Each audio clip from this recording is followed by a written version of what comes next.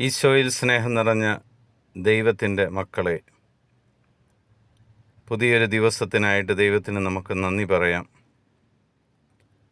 ഇന്നത്തെ ദിവസം നമ്മൾ ശ്രവിക്കുന്ന തിരുവചന ഭാഗം 1 സാമുവേൽ 15-ാം അധ്യായം 23-ാം തിരുവചനം.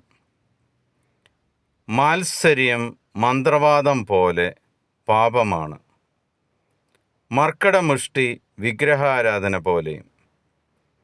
കർത്താവിൻ്റെ വചനം നീ തിരസ്കരിച്ചതിനാൽ അവിടുന്ന് രാജത്വത്തിൽ നിന്ന് നിന്നെയും തിരസ്കരിച്ചിരിക്കുന്നു. യേശുവിൽ സ്നേഹം നിറഞ്ഞ പ്രിയ മക്കളെ, പിതാവായ ദൈവം രാജാധിരാജനാണെന്ന് നമ്മൾ പ്രാർത്ഥിക്കുന്നുണ്ട്. King of king. നിന്റെ പിതാവായ ദൈവം രാജാവാണെങ്കിൽ നീയും രാജകുമാരനും രാജകുമാരിയുമാണ്. രാജത്വത്തിലാണ് നീ നിലനിൽക്കുന്നത്. തിരുവചനത്തിലൂടെ കർത്താവ് വളരെ വ്യക്തമായിട്ട് പറയുകയാണ്, ആരെല്ലാം ദൈവവചനം തിരസ്കരിക്കുന്നുവോ അവർ ആ രാജത്വത്തിൽ നിന്നും പുറന്തള്ളപ്പെടും എന്ന്. ദൈവവചനത്തിൻ്റെ വില എന്താണെന്നും ദൈവവചനത്തിൻ്റെ ശക്തി എന്താണെന്നും ഈ തിരുവചനത്തിൽ നമ്മളെ പഠിപ്പിക്കുകയാണ് കർത്താവ്.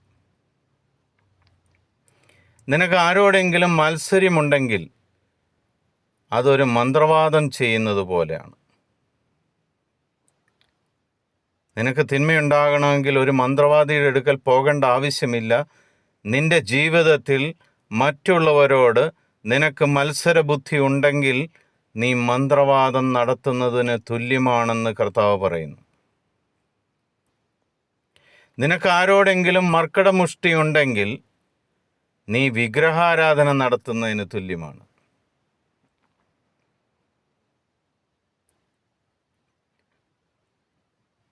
ചുരുക്കി പറഞ്ഞു കഴിഞ്ഞാൽ, ദൈവത്തിനെതിരെ തിന്മ ചെയ്യണമെങ്കിൽ നമ്മൾ ആരുടെയും അടുക്കലേക്ക് ഓടിപ്പോകേണ്ട ആവശ്യമില്ല. അതിനു വേണ്ട എല്ലാ സാഹചര്യങ്ങളും ഒരു മനുഷ്യൻ്റെ ശരീരത്തിലുണ്ട്. പൗലോസ്ലീഹ ഗലാത്യക്കാർക്ക് എഴുതിയ ലേഖനത്തിൽ വളരെ വ്യക്തമായിട്ട് പറയുന്നുണ്ട്, ശരീരത്തിൻ്റെ വ്യാപാരങ്ങൾ നിന്നിലുണ്ടെങ്കിൽ നീ ദൈവത്തിൽ നിന്നും അകന്നാണ് നിൽക്കുന്നത്. അങ്ങനെയുള്ള 2 കാര്യങ്ങളാണ് കർത്താവ് പറഞ്ഞിരിക്കുന്നത്. നിന്റെ കൂടെ മാത്സര്യമുണ്ടെങ്കിൽ, നിനക്ക് മാത്സര്യം നിന്റെ ശരീരത്തിലുണ്ടെങ്കിൽ, നിന്റെ മനസ്സിലുണ്ടെങ്കിൽ അത് മന്ത്രവാദത്തിന് തുല്യമാണ്.